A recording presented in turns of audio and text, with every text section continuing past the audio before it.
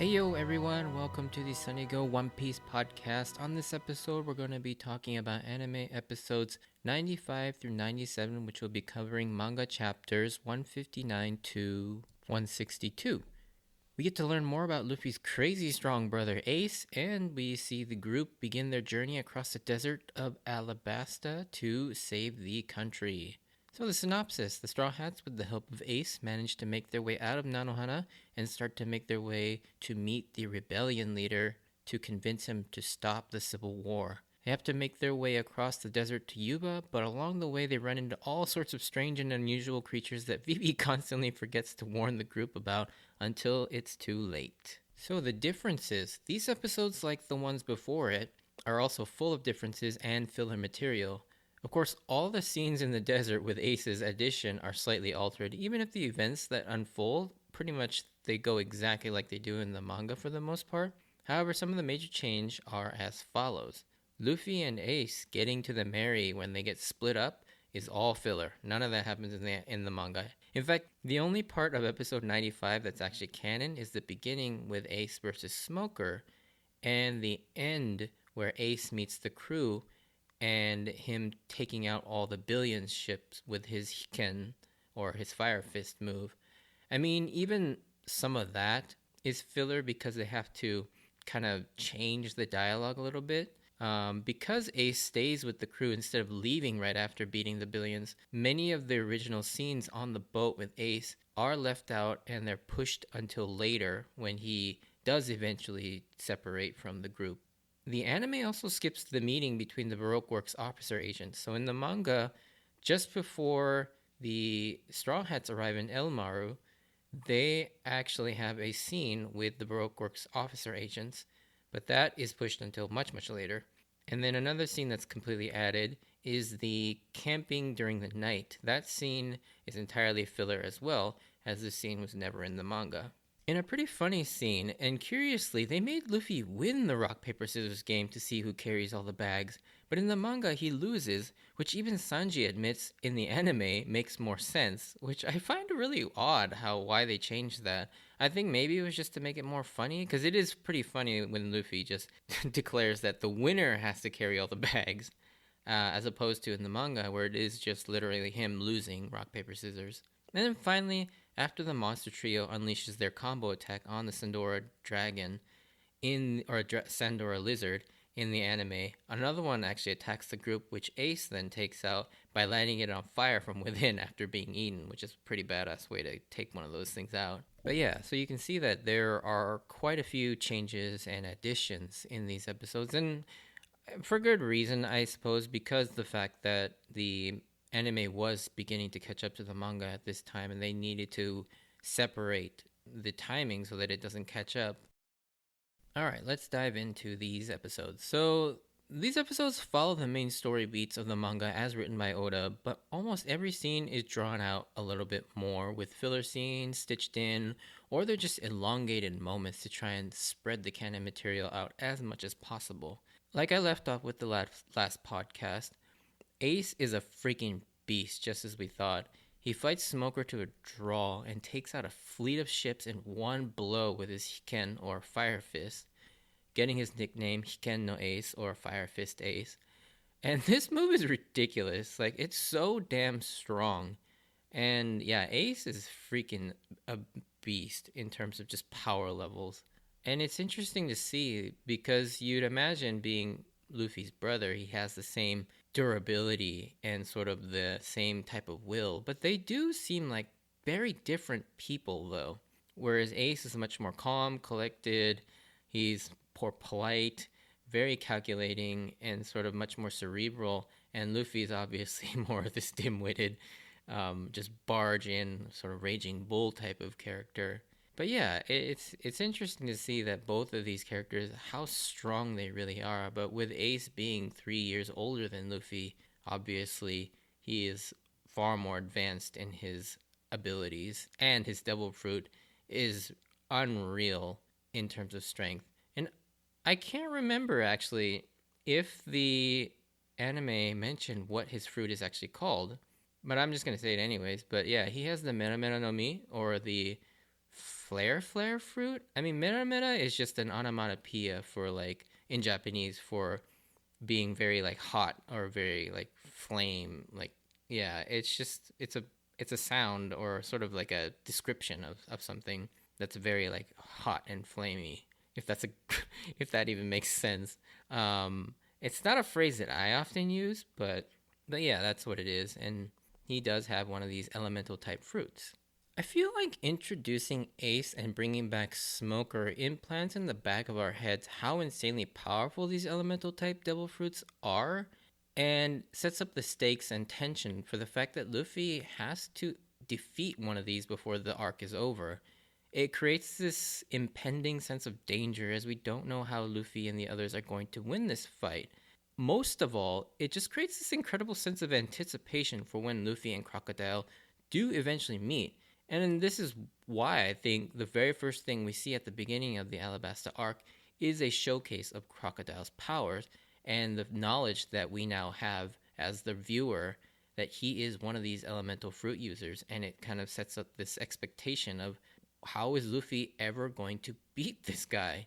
Considering the fact that we see that he is unable to beat Smoker or Ace, and their power is so immense. Like, you just wonder, like, what's gonna happen? And I really enjoyed seeing this sort of tension of like, what's going to happen when Luffy has to face Crocodile for the first time? And yeah, that carries all the way until he does eventually actually meet him later on in the arc.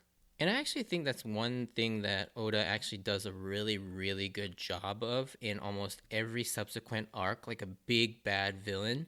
You get the sense that it builds this incredible tension because he sets up these villains with like these it's extreme powers that you just don't know how Luffy's gonna beat him.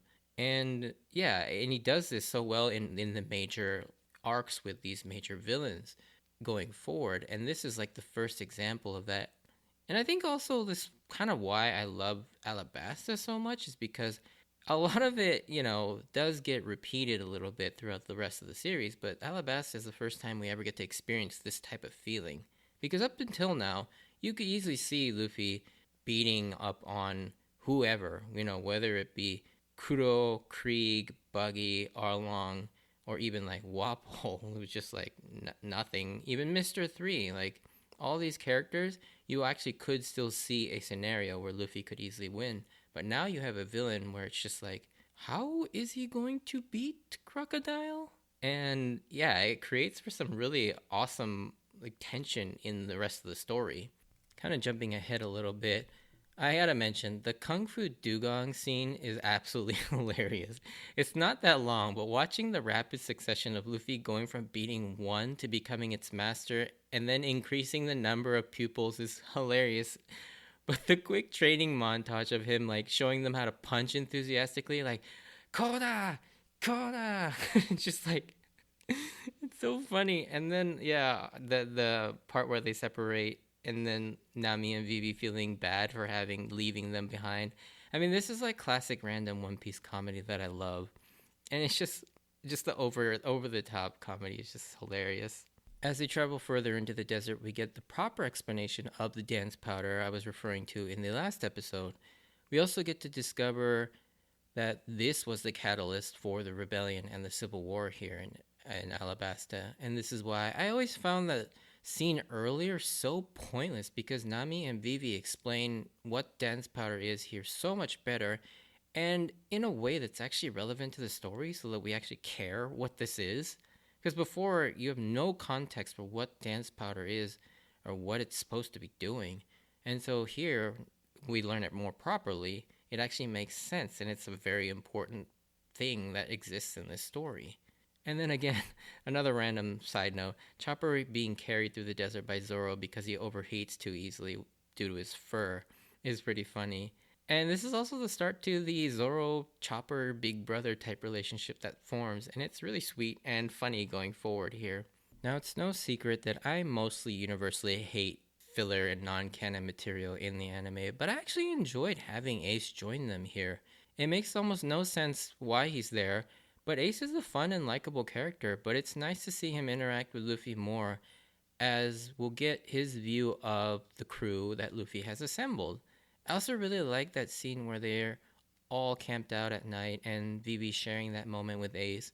It really does a nice job of building the characters, and particularly Vivi's now fully developed and understanding of her attachment to the Straw Hats, as well as fleshing out Ace's past relationship with Luffy a little bit more than we would normally get. And you would think the group just trudging through the desert would get boring and tedious, but not One Piece.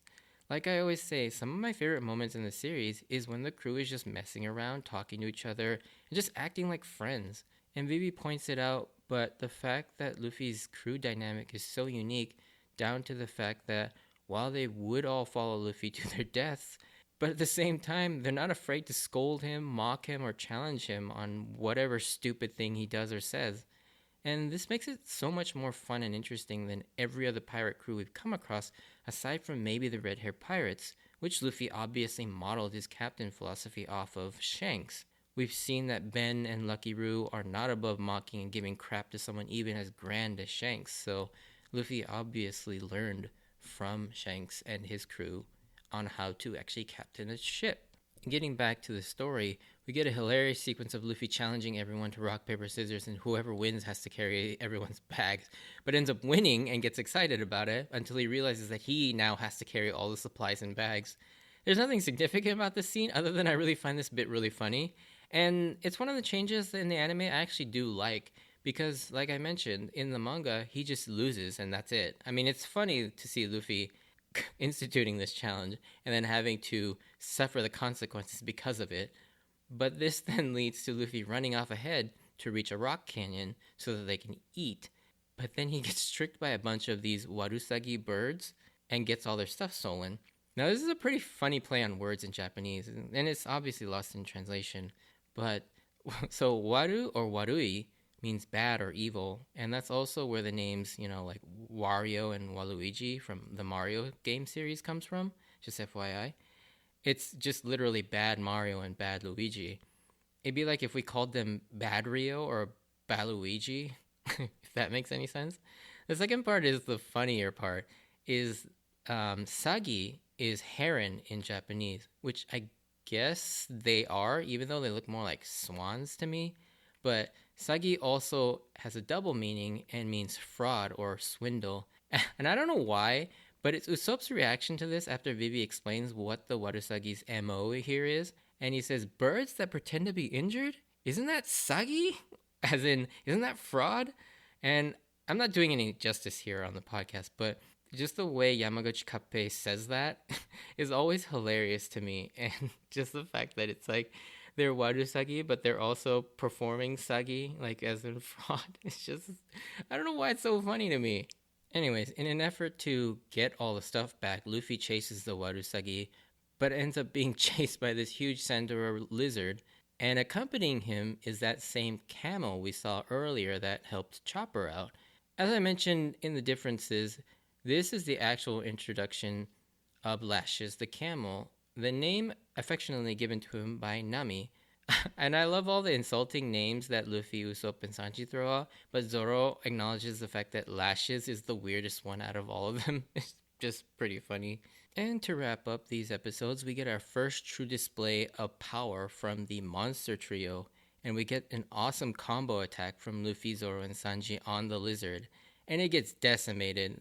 It's so beaten that the others actually feel sorry for the lizard, and that's pretty funny in and of itself. And it's funny because we often see them split up, because of circumstances, and rarely do we get to see them take on one opponent all together. And when you see these types of things happen, it really does make you marvel at just how freaking strong these three are together. And I get it, and we obviously love seeing the one-on-one fights, but it's sometimes like, I do wish they would fight a stronger opponent, all three of them together. I mean, we maybe kind of get to see that, but not really. And it's kind of sucks. I do really wish there was a scenario where the three monster trios have to gang up on one guy to defeat them. But, obviously that's not as interesting than one-on-one fights because, yeah, it's a little different. But yeah, the final scene sets up for a small filler story arc for the next couple episodes that we'll talk about on the next podcast. But before we finish up, we get a new ending theme here, titled Fish by Kaleidoscope. Now, I'm not a huge fan of this song, I'll just say. Actually, it's probably one of my least favorites. It just doesn't sound very good to me. The vocals, for the most part, sounds like he's screaming and struggling to reach the high notes, as well as the melody of this song isn't all that interesting or fun to listen to either. There's just nothing going for this song, in my opinion. The animation is alright, as it focuses on Chopper, and it's his first inclusion in an ending theme / opening theme. So that's cool, but there's really nothing that interesting that happens in these, as not most with ending themes, their animation isn't all that interesting. But overall, I'm just not a fan of this ending theme, and I almost always skip it on Rewatch, and I never listen to this song on my MP3 player or my iPhone and whatnot, because it's not a good song. I just don't like it. But there you have it. We have officially begun our journey into Alabasta. I mean, nothing of note really happens in these episodes aside from a showcase of Ace's immense strength and powers, but we get some very important setup and exposition for events to come in the rest of the arc. However, despite the limited scope of interesting story progression, we get a lot of fun crew interaction, which Oda does a good job interweaving these moments to make the episodes still really fun to watch.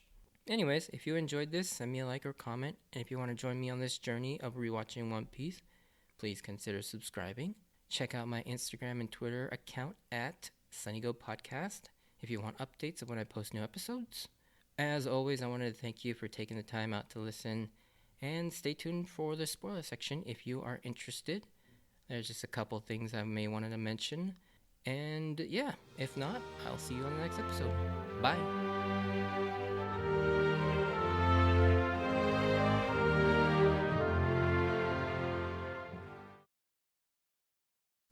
Alrighty, spoiler section. I just kind of wanted to talk a little bit about Ace, obviously, because he's a big part of the story later on. But it's one thing that really caught my eye on the rewatch that I didn't notice was they use Ace to drop some expositional dialogue, hinting that there is more to Crocodile's plan than just taking over the country, which obviously turned out to be true, as he was looking for the poneglyphs that lead to Pluton. And it's interesting that they dropped that hint there in the anime, because that hint isn't really in the manga. I mean, you can kind of figure it out through context, but they just kind of like blatantly drop this more dialogue hint in the anime, which is interesting because, yeah, I mean, most of us suspected that there is more to Crocodile's plan than just take over the country, because he doesn't seem very interested in Alabasta itself. And so you gotta figure that he's after something else. But it is interesting that they made Ace, you drop this line of dialogue hinting at that. And then the last thing I wanted to mention in the spoiler section is I kind of like how I mentioned in the non-spoiler section, I really do like the fact that they let Ace stay here. I don't know if by this point Oda had mentioned to the anime directors that Ace was going to play a big role, or even that his could potentially, die in Marineford, because it's such a long ways off. But it helps to build our attachment to Ace, because we get to see more of him. First of all, we get to learn more about him as a character and as a person, and we get to see his relationship develop with Luffy a little bit more. And it's interesting because, aside from this moment, we don't really see much of Ace before his eventual execution, aside from his battle with Blackbeard and then his time in Impel Downs talking to Jinbei. I mean, really, that's, I think, to the most extent of what we see of Ace until he dies. And one of the bigger criticisms of the Ace surprise death is the fact that I know some people I've talked to, they don't feel like Ace's death is earned, or it doesn't have that big of an impact because we just never got to, really see Ace or get attached to him. And I think it really did a disservice. I don't know how you would do it, but it's like, because if you move the flashback up before the execution, then you run the risk of people just seeing the execution coming from a mile away, because if you show a flashback of Ace before he dies, you're just like, yeah, he's gonna die. Because that's just how One Piece works. And so I get why he pushed that after the moment he gets killed by Akainu. But yeah, I mean, it's funny because that death probably would have had more emotional impact had we gotten that flashback earlier, but then you would run the risk of not having that sort of story surprise impact. I don't know. It's a very hard thing to do, but yeah, I think it was nice that they included Ace a little bit longer here, just so that we could build up a little more attachment. Because in the manga, it's literally nothing. We just hear about Ace a lot, with the conversation between Shanks and Whitebeard, him warning not to go after Blackbeard and all of that. But beyond that, we don't really get to see Ace all that much.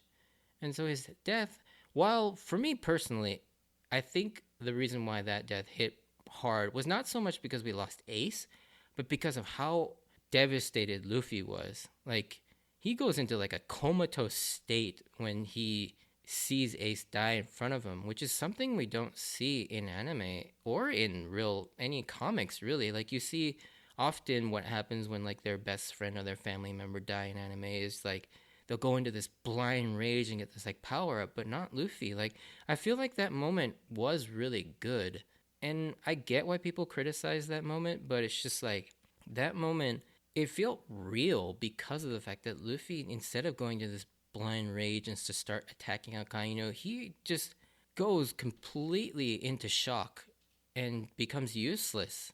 And it becomes a race to save him between Jinbei, Crocodile, and Law. I mean, they all had to, and Marco, they all had to like kind of band together to save Luffy because he just becomes into this comatose state. And yeah, that moment is really powerful because of that, more so than our relationship to Ace, but because of how we know it affects Luffy.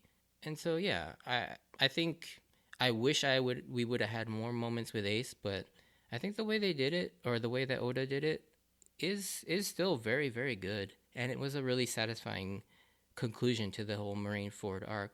Anyways, that's kind of my little mini rant on that.